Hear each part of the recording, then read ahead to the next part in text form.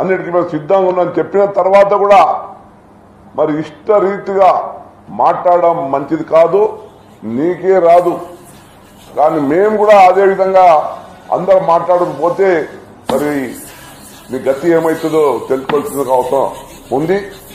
మరి మేమందరం కూడా తెలంగాణ ఎంపీలము, కాంగ్రెస్ పార్టీ ఎంపీలము, మేము తీవ్రంగా ఖండిస్తా ఉన్నాము.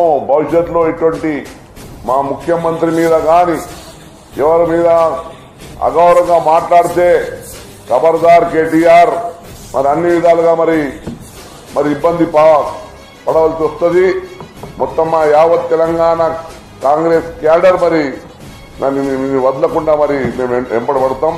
జాగ్రత్తగా కూడా మేము మనం చేసుకుంటూ మరి ఇటువంటి సమాజంలో గౌరవప్రదంగా మన తెలంగాణ రాష్ట్రానికి ఒక మంచి నాయకులు మంచి భాషలో మాట్లాడుతున్నారు అన్న ఒక పేరు తెచ్చుకొని పోయి ఇష్టం ఉన్నట్ల మీ నాన్న అంటే తెలంగాణ మూవ్మెంట్ నడిచిపోయింది. ఇప్పుడు తెలంగాణ వచ్చింది, 10 ఏళ్ళ అధికారం ఎంజాయ్ చేసినారు. ఇంకా కూడా అధికార దాహం ఇంకా మీకు పోతున్నట్టు లేదు.